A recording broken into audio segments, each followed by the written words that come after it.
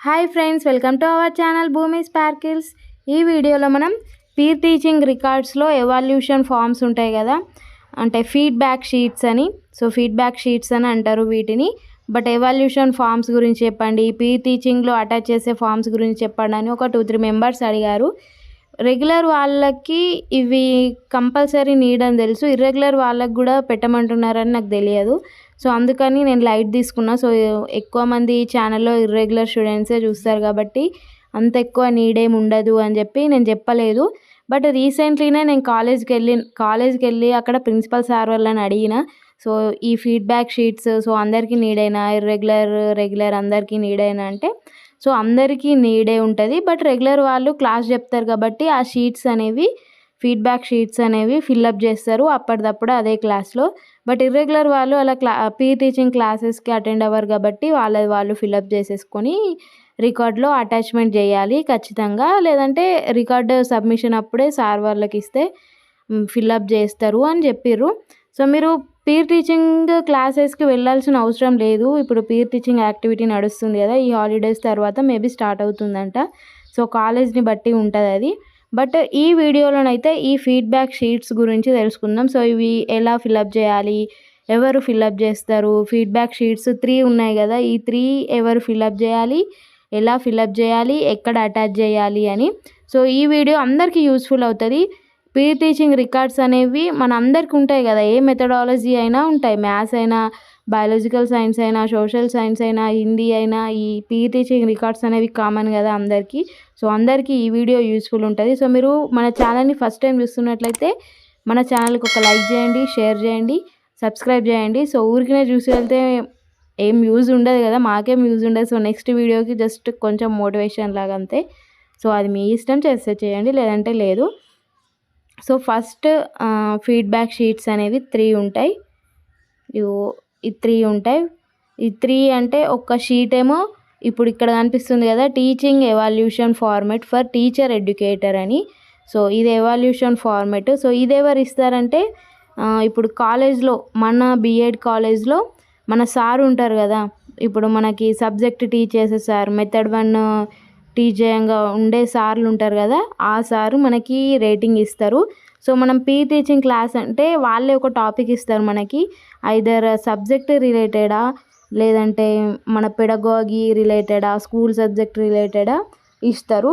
So అది teach చేసేటప్పుడు వినే సార్ ఉంటారు కదా, క్లాస్లో కూర్చొని ఉంటారు.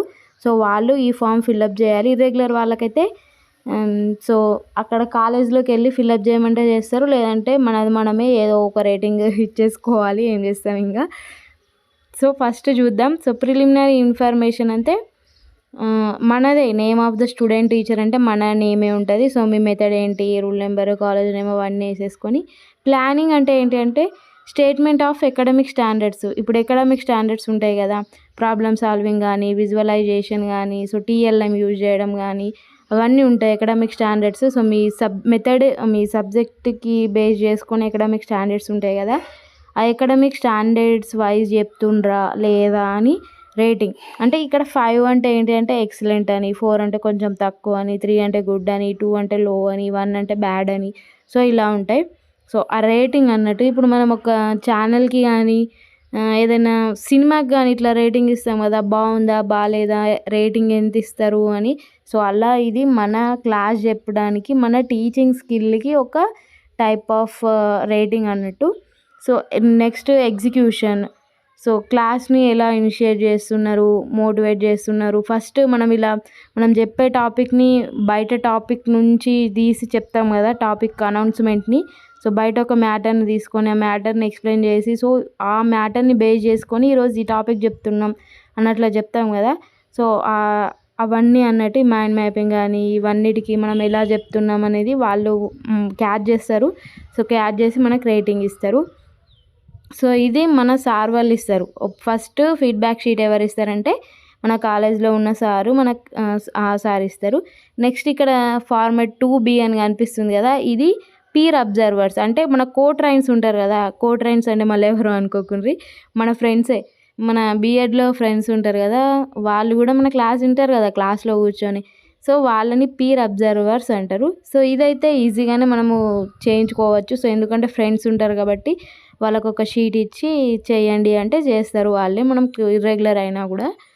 సో ఇక్కడ కూడా అంతే, ప్రిలిమినరీ ఇన్ఫర్మేషన్, ఇక్కడ ప్లానింగ్, ఎగ్జిక్యూషన్, సో ఇదంతా సేమే ఉంటుంది. రేటింగ్స్ అన్నట్టు, సో ఇది రేటింగ్స్ ఇవ్వండి. సో మంచి రేటింగ్సే ఇచ్చుకుంటారు, 4 or 5 ఇచ్చుకుంటారు. ఎందుకంటే ఇక మార్క్స్ మంచిగా రావాలి కదా, మళ్ళీ ఈ రేటింగ్ చూసే పీర్ టీచింగ్ రికార్డ్కి మార్క్స్ వేస్తారంట. సో నెక్స్ట్ ఇక్కడ ఫార్మేట్ 2C అని కనిపిస్తుంది కదా, ఇది సెల్ఫ్ రేటింగ్ అన్నట్టు. సో మన టీచింగ్ స్కిల్కి మనమే ఇప్పుడు మనకు ఒక్కొక్కసారి అనిపిస్తుంది కదా, సో మన టీచింగ్ అబ్బా ఇలా చేయకపోతుండే, ఇట్లా చేయాలి, సో నెక్స్ట్ టైం అయితే ఇలా చేస్తా, ఈరోజు ఈ క్లాస్లో ఈ మిస్టేక్ చేసిన, సో అలా అన్నట్టు సెల్ఫ్ రేటింగ్. ఇక్కడ ప్లానింగ్, ఎగ్జిక్యూషన్, టీచర్ బిహేవియర్, ఇవన్నీ. ఇది ఫస్ట్, థర్డ్ది సెల్ఫ్ రేటింగ్, సెకండ్ ఇదేమో మన కోట్రైన్స్ అంటే ఫ్రెండ్స్ ఉంటారు కదా, బీఎడ్లో ఫ్రెండ్స్ ఇస్తారు. సో ఇది మన బీఎడ్లో ఉన్న సార్ ఇస్తారు. సో ఇవి 6 తీసుకోవాలి. సో మనము పీర్ టీచింగ్ రికార్డ్లో ఫస్ట్ పీర్ టీచింగ్ మెథడ్ 1కి సంబంధించిన పీర్ టీచింగ్ రికార్డ్లో 3 ప్లాన్స్ రాస్తాం, 2 or 3, అది మీ కాలేజ్ని బేస్ చేసుకొని ఉంటుంది. సో నేను 3 ప్లాన్స్కి చెప్తున్నా. సో 3 ప్లాన్స్కి ఒక్కొక్క ప్లాన్ వెనకాల ఈ 3 షీట్స్ ఉండాలి. సో ఫస్ట్ ప్లాన్ రాస్తారు, ఫస్ట్ ప్లాన్ వెనకాల ఈ 3 ఉంటాయి షీట్స్. మళ్ళీ నెక్స్ట్ సెకండ్ ప్లాన్ స్టార్ట్ చేయాలి, మళ్ళీ ఈ 3 అటాచ్ చేయాలి, మళ్ళీ ఒక ప్లాన్ రాసి మళ్ళీ ఈ 3 అటాచ్ చేయాలి. సో 3 ప్లాన్స్ రాస్తాం, ఒక్కొక్క ప్లాన్ వెనకాల ఈ 3 షీట్స్ ఉంటాయి అన్నట్టు. సో మొత్తం 9. సో మీరు ఇవి 3 ఉంటాయి కదా, 3ని 2 సెట్స్ తీపించుకోండి, మొత్తం 9 పేపర్స్ అవుతాయి అన్నట్టు. సో అర్థమైంది అనుకుంటున్నాను. సో పీర్ టీచింగ్ ఫస్ట్ రికార్డ్లో మెథడ్ 1కి సంబంధించిన రికార్డ్లో 3 ప్లాన్స్ రాస్తాం, ఈచ్ ప్లాన్ వెనకాల ఈ 3 షీట్స్ మనము పేస్ట్ చేయాలి. సో ఒక్కొక్క ప్లాన్ వెనకాల ఈ 3 షీట్స్. మెథడ్ 2లో కూడా 3 ప్లాన్స్ రాస్తాం కదా, ఆ 3 ప్లాన్స్ ఈచ్ ప్లాన్ వెనకాల ఈ 3 షీట్స్ మనం అటాచ్ చేయాలి. అబ్జర్వేషన్ రికార్డ్లో ఎలాగైతే ఉంటాయి కదా, సో అలా.